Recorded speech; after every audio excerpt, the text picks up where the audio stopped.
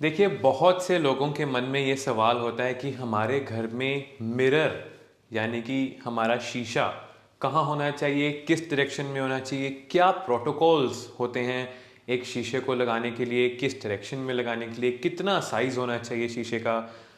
ये सभी चीज़ें आज मैं इस वीडियो में डिस्कस करने जा रहा हूँ। हरे कृष्णा, मैं नमन आप सबका अपने चैनल में एक बार फिर से बहुत बहुत स्वागत करता हूँ। देखिए, आज इस वीडियो में शीशा यानी कि मिरर क्या होता है, किस एलिमेंट को रिप्रेजेंट करता है, किस डायरेक्शन में लगाना चाहिए और किस डायरेक्शन में लगाने से इसके कैसे रिजल्ट्स मिलते हैं, उस सब के बारे में हम चर्चा करेंगे। देखिए, जो मिरर होता है, एक शीशा, वो रिप्रेजेंट करता है वाटर और स्पेस एलिमेंट को। ऐसा क्यों? वाटर एलिमेंट को वो क्यों रिप्रेजेंट करता है? देखिए, शीशे और वाटर में एक क्या सिमिलैरिटी है, वो है रिफ्लेक्शन। आप शीशे में भी अपनी रिफ्लेक्शन देख सकते हैं और पानी में भी अपनी रिफ्लेक्शन जो है देख सकते हैं। और इसको स्पेस के साथ क्यों रिलेट किया जाता है? जब हम एक शीशे में कोई परछाई देखते हैं, कोई रिफ्लेक्शन देखते हैं, तो वो क्या होता है? That is an artificial space. शीशे में जब आप कुछ देखते हैं तो जो वो आपको दिखता है वो आपके पीछे एक आर्टिफिशियल स्पेस क्रिएट हुई होती है, राइट? इसीलिए हम शीशे को यानी कि मिरर को वाटर और स्पेस एलिमेंट के साथ जोड़ते हैं और रिलेट करते हैं। देखिए, मिरर को हम नॉर्थ में लगा सकते हैं, वेस्ट में लगा सकते हैं और ईस्ट में लगा सकते हैं, जिससे आपको इसके अच्छे रिजल्ट्स मिलते हैं। But mirror being water element and space element, अगर हम इसको अग्नि कोण में लगाएंगे यानी कि ईस्ट साउथ ईस्ट से लेके साउथ वेस्ट के बीच में, ईस्ट साउथ ईस्ट से साउथ वेस्ट के बीच में जो डायरेक्शंस आती हैं वो हैं east south east, south east, south south east, south west and west of south west. इन डायरेक्शंस के बीच में अगर हम शीशा लगाते हैं तो वो बिल्कुल भी अच्छे रिजल्ट्स नहीं देता, बहुत ही ख़राब रिजल्ट देता है। क्यों? क्योंकि अग्नि कोण में हम जल तत्वों को लेके जाएंगे तो अग्नि डिस्ट्रॉय हो जाएगी, और अगर हम यही जल तत्व को पृथ्वी तत्व में लेके जाएंगे तब भी आपको बहुत ख़राब रिजल्ट्स मिलेंगे। इसीलिए इन डायरेक्शंस का खास ख्याल रखना है। यहाँ पर कभी भी आपने शीशा नहीं लगाना। अब बात करते हैं शीशे का साइज़ क्या होना चाहिए।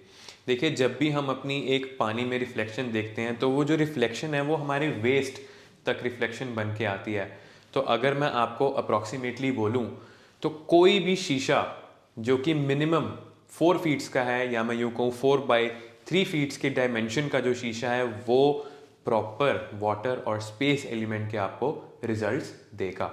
अगर मैं बात करूं छोटे शेविंग मिरर्स की, जो बिल्कुल छोटे छोटे मिरर्स होते हैं, उनका कोई भी इफेक्ट, कोई भी प्रभाव नहीं होता।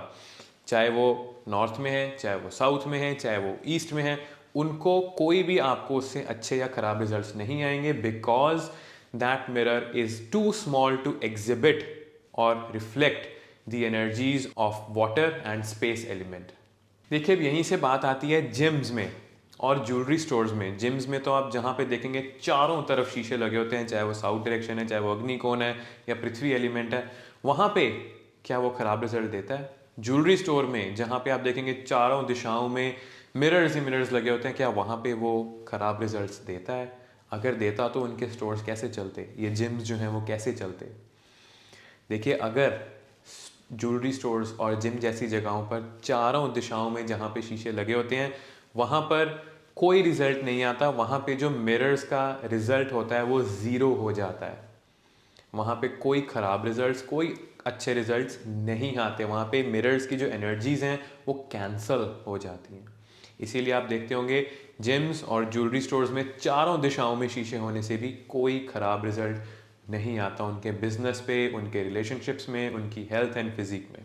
अब बात करते हैं क्या होता है या हमें क्या करना चाहिए जब हमारा शीशा जो है वो अग्नि कोण में आ जाता है, यानी कि साउथ साउथ ईस्ट या साउथ साउथ ईस्ट में अगर शीशा आ जाता है तो उससे क्या होता है? आपके घर पे कैश लिक्विडिटी की प्रॉब्लम आती है, रिलेशनशिप स्किल्स की प्रॉब्लम आती है, आप में रिलैक्सेशन, फेम, कॉन्फिडेंस जो है वो ख़त्म होने लग जाता है, बिकॉज जल तत्व को हम उठा के अग्नि तत्व में ले आते हैं। तो तो देखिए, सबसे पहले तो मैं आपको रेकमेंड करूंगा कि अग्नि तत्व में शीशा होना ही नहीं चाहिए। इन केस अगर आपके घर में एक लाइफ साइज मिरर है, काफ़ी बड़ा मिरर, जिसको आप ड्यू टू एनी सर्कमस्टांसेस और XYZ रीज़न आप उसको चेंज नहीं कर सकते हैं, तो इन दैट केस उसकी रेमेडी है, अगर आपका शीशा अग्नि कोण में आता है तो उसको आप रेड या ग्रीन कलर के बॉर्डर से बॉर्डर लाइन कर दीजिए, या उसके पीछे रेड या ग्रीन कलर का जो है वो पेंट कर दीजिए, ताकि उसके जो माल इफेक्ट्स हैं, जो खराब रिजल्ट्स हैं, वो कुछ हद तक हम नलीफाई कर सकें। यहीं अगर मैं बात करूं साउथ वेस्ट में, अगर आपका शीशा आ जाता है या साउथ वेस्ट में आ जाता है, तो उसमें आपने इस केस में सेम रेमेडी करनी है, बट उसमें जो कलर हमने सिलेक्ट करना है वो होगा येलो या गोल्डन। तो आप येलो या गोल्डन कलर से अपने शीशे को फ्रेम करवा सकते हैं, या उसके पीछे पेंट जो है वो करवा सकते हैं।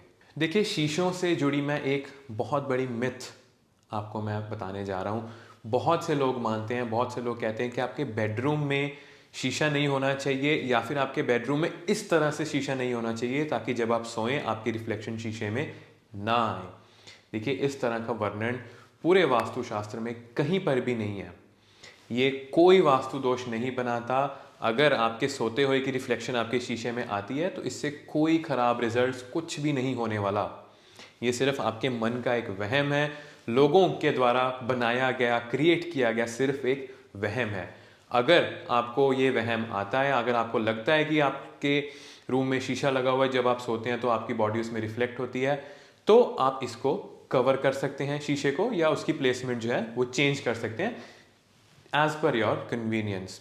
देखिए, वहम का कभी भी कोई इलाज नहीं होता, बट अगर मैं आपको प्रैक्टिकली बोलूं, वास्तुशास्त्र में इस प्रकार का कोई वास्तु दोष जो है नहीं आता। अनटिल एंड अनलेस अगर आपका जो शीशा है वो सही डायरेक्शन में लगा हुआ है, इट इज कंप्लीटली फाइन। आगे बढ़ते हैं। शीशों, मिरर्स को एक बहुत ही खास टेक्निक के लिए भी यूज किया जाता है, that is the space extension technique. देखिए, सिंस जो मिरर है वो एक आर्टिफिशियल स्पेस को क्रिएट करता है, इसीलिए हम इसको यूज करते हैं स्पेस एक्सटेंशन टेक्निक के लिए।